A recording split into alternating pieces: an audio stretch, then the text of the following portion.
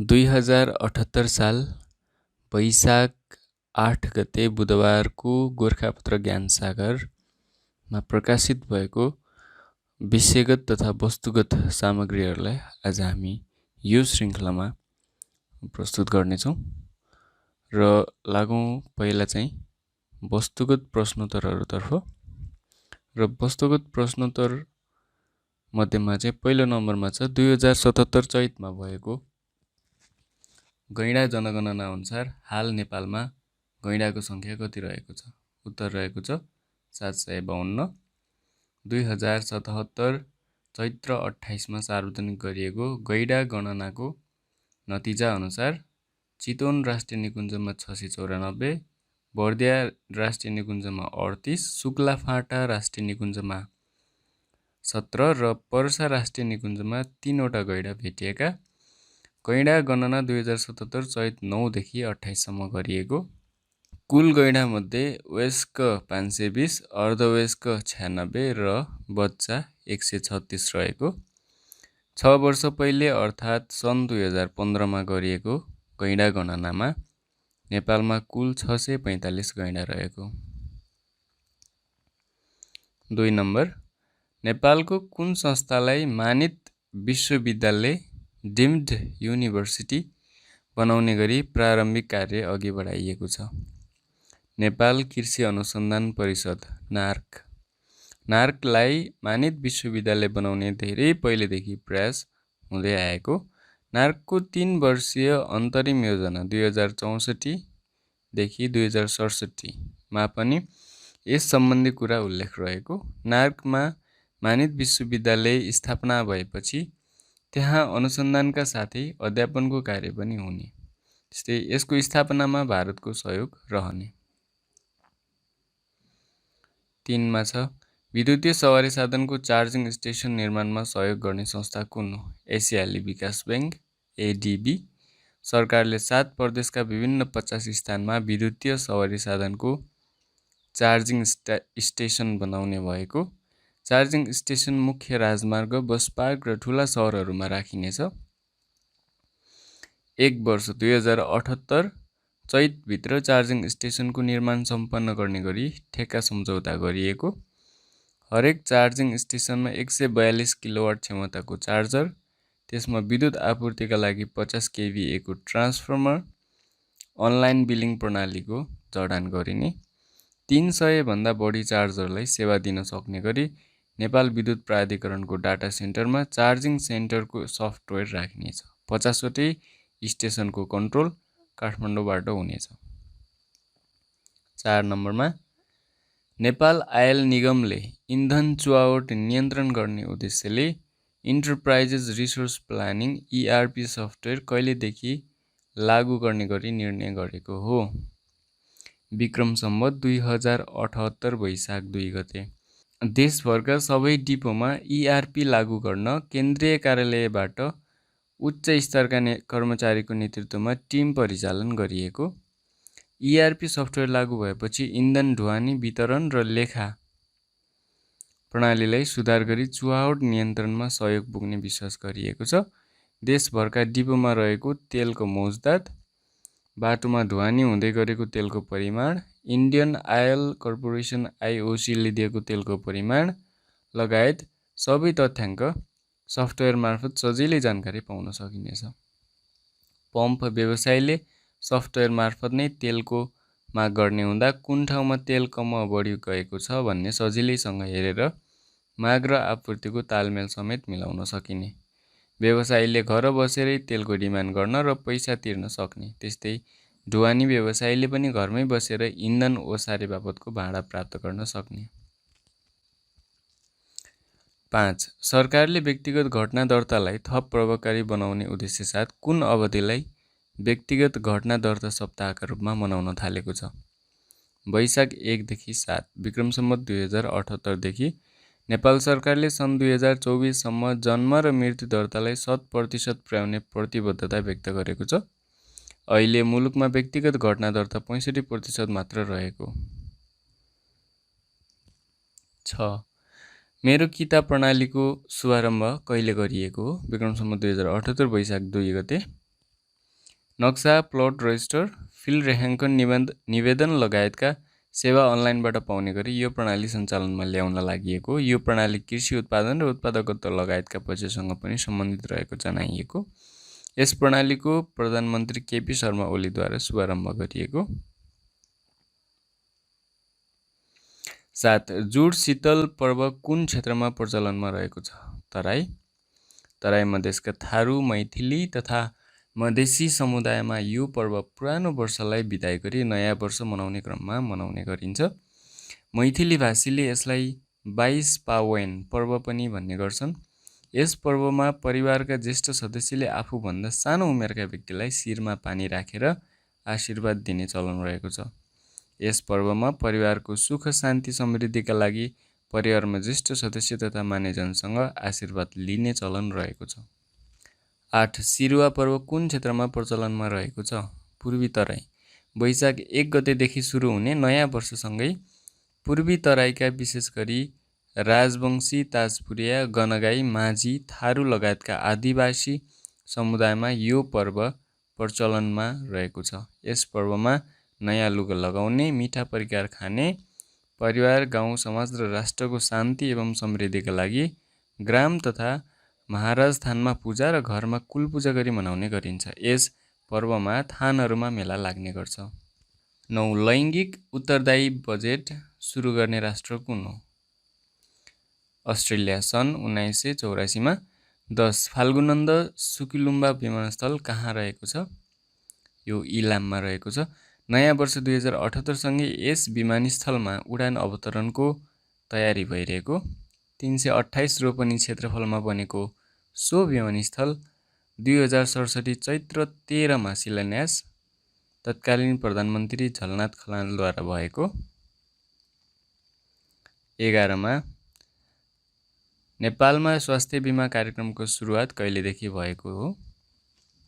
विक्रम सम्वत 2072 चैत्र 25। तपाईको स्वास्थ्य हाम्रो अठोट भन्ने मूल नारा साथ कैलाली जिल्लाबाट यो कार्यक्रम सुरुवात गरिएको। 2077 चैत्र 25 गते 5औं स्वास्थ्य बिमा दिवस मनाइएको। 12.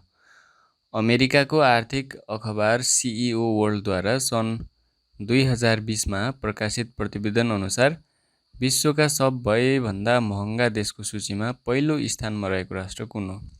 स्विट्जरल्यान्ड। महँगा देशको सूचीमा दोस्रो स्थानमा नर्वे तथा तेस्रो स्थानमा आइसल्यान्ड रहेको। महँगा देशको सूचीमा नेपाल 122औं स्थानमा रहेको। विश्वको सबैभन्दा सस्तो देशको सूचीमा पाकिस्तान पहिलो स्थानमा रहेको। सस्ता देशको सूचीमा नेपाल 11औं स्थानमा रहेको। घर भाडा, रेस्टुरेन्टमा खानाको मूल्य, लुगा, ट्याक्सी भाडा, इन्टरनेटको मूल्य लगायतका विषयलाई आधार मानी सो सूची तयार पारिएको। सर्वेक्षण 132 देशका राजधानीमा गरिएको। 13. 2076 माघ 20 गते को मन्त्री परिषद बैठकले देशका कति स्थानलाई औद्योगिक ग्राम घोषणा गर्ने निर्णय गर्यो? 5. डोटीको जोरायल गाउँपालिका 2, बझाङको तलकोट गाउँपालिका 6, ओखलढुङ्गाको मोलुङ गाउँपालिका 6, स्याङ्जाको चापाकोट नगरपालिका 9 र स्याङ्जाकी गल्याङ नगरपालिका 1 लाई औद्योगिक ग्राम घोषणा गर्ने निर्णय भएको।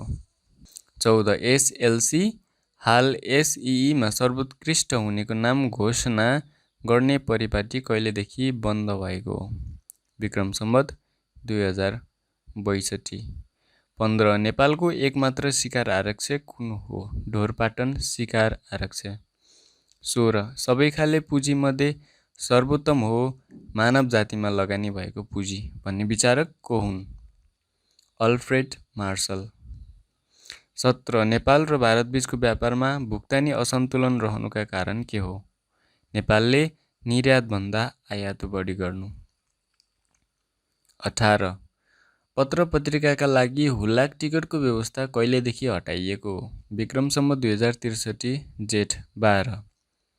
19. रेड एप्पल भनी केलाई बुझिन्छ? गोलभेडा। 20. नेपाल पृथ्वीको कुन गोलार्धमा अवस्थित छ? उत्तरी गोलार्ध। 21. नेपालको शिक्षा पद्धतिमा नेपाली विषयलाई अनिवार्य गराउने पहिलो व्यक्ति को हुन्? महाकवि लक्ष्मीप्रसाद देवकोटा। 22. वैशाख 1 गते मनाउने गरिएको विषु पर्व कुन ठाउँमा प्रचलित पर्व हो? सुदूरपश्चिम विषु पर्वलाई विषु सङ्क्रान्ति पनि भन्ने गरिन्छ।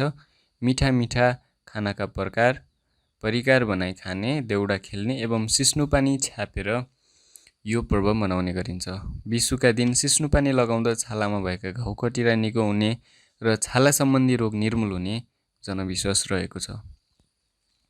विषु पर्वमा महिलाले पुतला नाच खेल्ने र पुरुषले विषु बाघ बनाएर दौडाउने चलन रहेको छ। विषु पर्वको दिन कुलदेवताको पूजा गरी गतानी डुबका स्थानीय खानाको परिकार पकाएर खाने, साथै मासको दालबाट बनाइने विशेष परिकार बटुक र चुकाउनी खाने चलन रहेको छ। यस दिन भारतको हरिद्वारमा नेपाल तथा भारतका विभिन्न स्थानबाट गङ्गा स्नानका लागि जाने चलन समेत रहेको छ। हिन्दू सम्राट विक्रमादित्यको पराक्रम र जन्मोत्सवको खुसियाली स्वरूप यो पर्व मनाउने गरिएको विश्वास रहेको छ। 23. एसियाली राष्ट्र जोड्ने आइरन सिल्क रोड सम्झौतामा कहिले हस्ताक्षर भएको हो? सन् 2006 नोभेम्बर 10। 24. रसुवा जिल्लाको लामटाङ क्षेत्रमा पर्ने 5890 मिटर अग्लो हिमशिखरलाई के नामाकरण गरिएको छ? Baden Powell scout pick. 25. Nepal सरकारद्वारा जनता आवास कार्यक्रमको सुरुवात कहिलेदेखि भएको हो? आर्थिक वर्ष 2066-67। सरकारले आर्थिक वर्ष 2066-67 को बजेट तथा कार्यक्रम मार्फत सिरा, सप्तरी तथा कपिलवस्तु जिल्लाबाट जनता आवास कार्यक्रम सुरुवात गरेको। गरिबीको रेखामुनि रहेका नागरिकलाई स्वस्थ तथा सुरक्षित आवास उपलब्ध गराउने उद्देश्यले सरकारले जनता आवास कार्यक्रम सुरु गरेको हो। 26. भर्चुअल मुद्राको सुरुवात कुन देशबाट भएको हो? जापान। 27. जडीबुटीको गुण रोगमा उपयोगिता बारेमा उल्लेखित ग्रन्थ निघण्टुको प्रथम संस्करण कहिले प्रकाशित भएको हो? विक्रम सम्वत 2025। यो ग्रन्थ प्रथम संस्करण प्रकाशित भएको 25 वर्षपछि दोस्रो संस्करण प्रकाशित नेपाल प्रज्ञा प्रतिष्ठानबाट भएको। लोकजीवन र आयुर्वेद चिकित्सा क्षेत्रका विज्ञका लागि उपयोगी। उक्त ग्रन्थमा संस्कृत भाषामा रहेका जडीबुटीका नामसँग सम्बन्धित शब्दका साथै नेपाली, हिन्दी, बङ्गाली, कर्नाटकी, महाराष्ट्री र ल्याटिन भाषामा समेत यथासम्भव ती शब्दहरूको नाम दिइएको। 28. विश्वको पहिलो महिला राष्ट्रपति को हुन्? Isabel Peron, Argentina. 29. पेलेग्रा रोग भिटामिन बी को कमीले लाग्छ भने स्कर्बी रोग कुन भिटामिनको कमीले लाग्छ? Vitamin C. 30. जापानको हिरोसिमामा 6 अगस्त 1945 मा विस्फोट गरिएको परमाणु बमको नाम के थियो? Little boy. प्रस्तुत सामान्य ज्ञानको प्रस्तुतकर्ता टङ्को केसी भनेर नाम दिइएको छ। अब लागौँ विषयगत प्रश्नोत्तरतर्फ।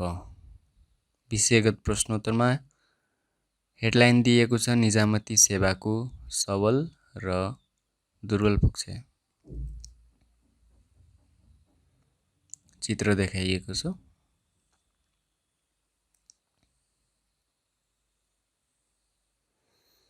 र प्रश्न 1 छ नेपालको विद्यमान निजामती सेवाको सबल र दुर्बल पक्ष औलाउँदै निजामती सेवालाई जनमुखी बनाउने उपाय के हुन् लेख्नुहोस्। सरकारी राज्य कोषबाट तलब सुविधा पाउने विशिष्ट ज्ञान भएका, विशिष्ट सिप भएका, स्थायी प्रकृतिका कर्मचारीको पेशागत समूह निजामती सेवा हो। निजामती सेवा सरकारी सेवा हो। यसको मूलभूत उद्देश्य सरकारका नीति तथा कार्यक्रम जनता समक्ष पुर्याई देश र जनताको सेवा गर्नु हो। निजामती सेवा राजनीतिप्रति तटस्थ र सरकारका नीति तथा कार्यक्रमप्रति प्रतिबद्ध हुन्छ। राज्य सञ्चालनका सबै क्षेत्रमा काम गर्ने राष्ट्र सेवक कर्मचारीको समूह निजामती सेवा भए पनि नेपालमा सैनिक, प्रहरी, शिक्षक एवं सार्वजनिक संस्थानको सेवालाई निजामती सेवाबाट बाहिर राखिएको पाइन्छ। नेपालको निजामती सेवालाई व्यवस्थित गर्न निजामती सेवा ऐन 2049 र नियमावली 2050 लागू गरिएको छ।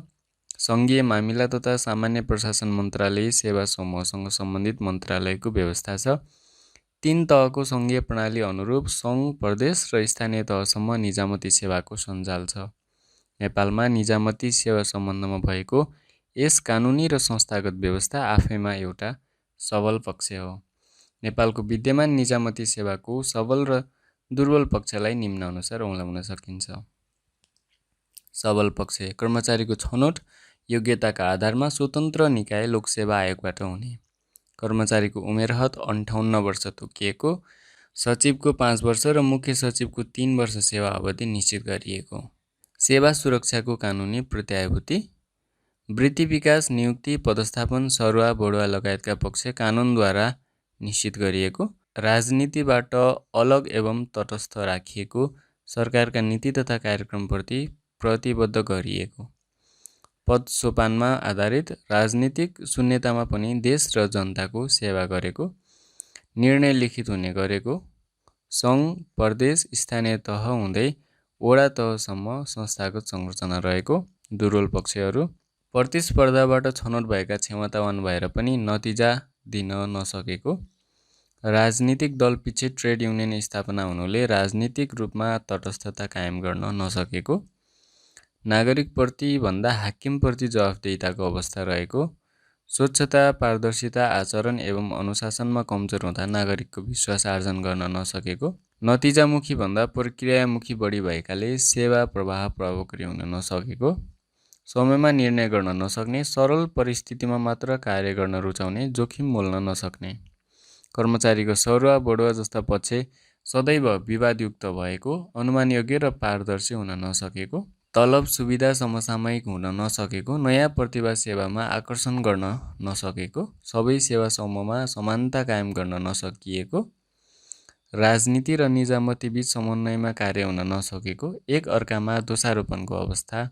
रहेको, सङ्घीय संरचना अनुरूप कार्य गर्न नसकेको, जनताको अपेक्षा पूरा गर्न नसकेको। निजामती सेवालाई जनमुखी बनाउने उपाय, स्पष्ट उद्देश्य एवं लक्ष्यसहितको दीर्घकालीन निजामती सेवा नीति तर्जुमा गरी कार्यान्वयन गर्ने, सङ्घीय निजामती सेवा ऐन तर्जुमा तिनै तहको सेवालाई प्रभावकारी बनाउने, निजामती सेवालाई जिम्मेवार जवाफदेही बनाउने, तिनै तहको संस्थागत संयन्त्रलाई चुस्त दुरुस्त बनाउने, सेवा प्रवाहमा सरलता ल्याउने, प्रत्येक कर्मचारीको कार्य विवरण तयार गरी कामका आधारमा पुरस्कार र दण्डको व्यवस्था गर्ने, बजारमा भएका नव प्रतिभालाई निजामती सेवामा ल्याउने कार्ययोजना बनाउने, रिक्त पदमा पदपूर्ति गर्ने, कार्यलाई छिटो छरितो बनाउने, वर्षमा 2 पटक लोकसेवा आयोगको विज्ञापन हुने व्यवस्था गर्ने, तलब सुविधालाई समसामयिक बनाउने, न्यूनतम तलब र कार्य सम्पादनमा आधारित तलबको व्यवस्था गर्ने, सरुवा बढुवा पदस्थापन तालिम जस्ता पक्षलाई पारदर्शी, अनुमानयोग्य एवं वैज्ञानिक बनाउनु पर्ने,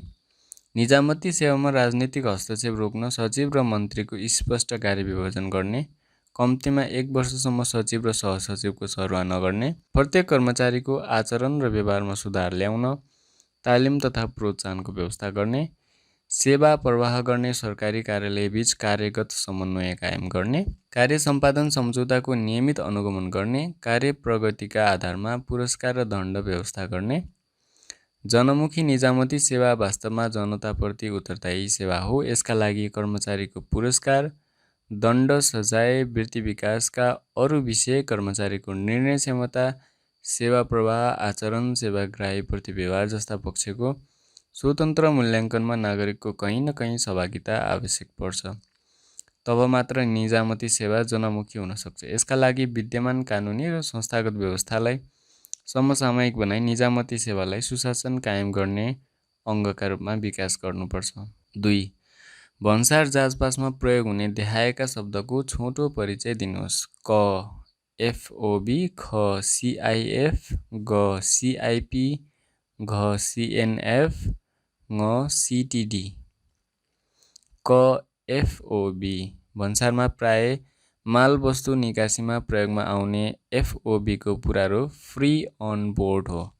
यसले मालवस्तु निकासी गर्ने देशको सीमासम्मको मूल्यलाई जनाउँछ। यसमा भाडा बिमा समावेश हुँदैन। ख CIF यसको पूरा रूप कस्ट इन्सुरेन्स एन्ड फ्रेट हो। यो भन्सारमा मालवस्तु पैठारीमा बढी प्रयोग गरिन्छ। यसमा मालवस्तुको मूल्य, भाडा र बिमा समावेश हुन्छ। ग CIP भन्सारमा मालवस्तु पैठारीमा प्रयोग गरिने यसको पूरा रूप क्यारिज एन्ड इन्सुरेन्स पेड हो। यसमा मालवस्तुको मूल्य, भाडा तथा बिमा जोडिएको हुन्छ। घ CNF यसको पूरा रूप कस्ट एन्ड फ्रेट हो। यसमा मालवस्तुको मूल्य र भाडा समावेश हुन्छ, बिमा समावेश हुँदैन।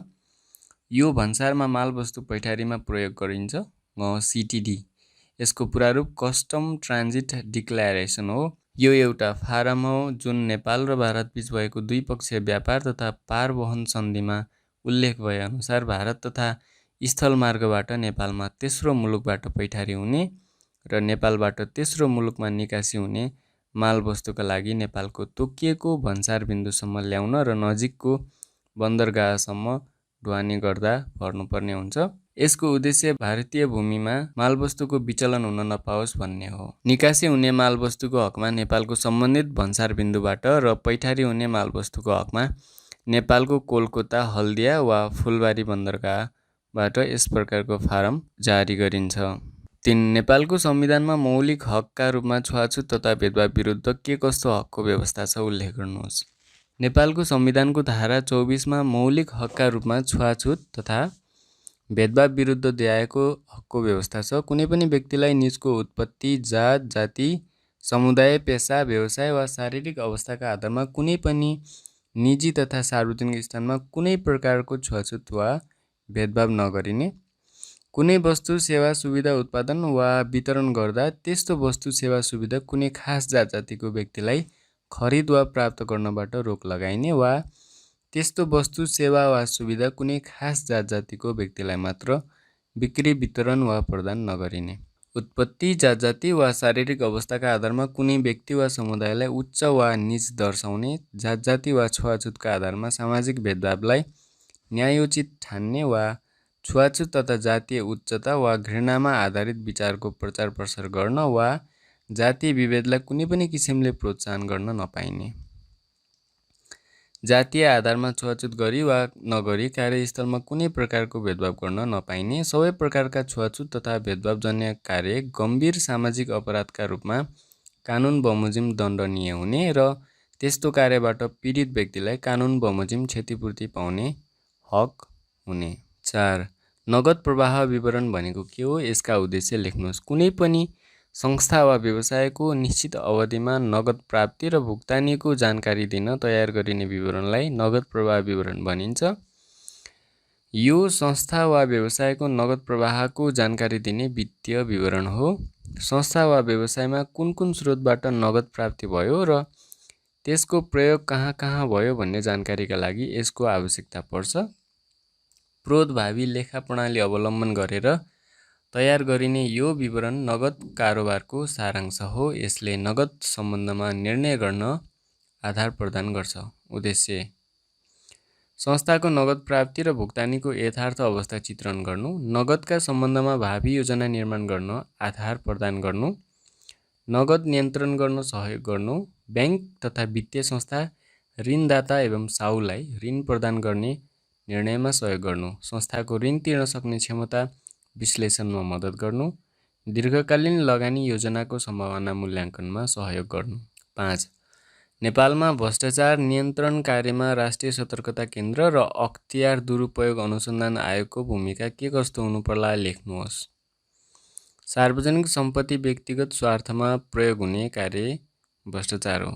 यो आर्थिक तथा गैर आर्थिक दुवै किसिमको अपराध हो। नेपालमा यसको नियन्त्रण गर्नका लागि राज्यका सबै अङ्ग सक्रिय छन् र पनि यसको नियन्त्रण गर्ने मुख्य जिम्मेवारी राष्ट्रिय सतर्कता केन्द्र र अख्तियार दुरुपयोग अनुसन्धान आयोगको हुन आउँछ।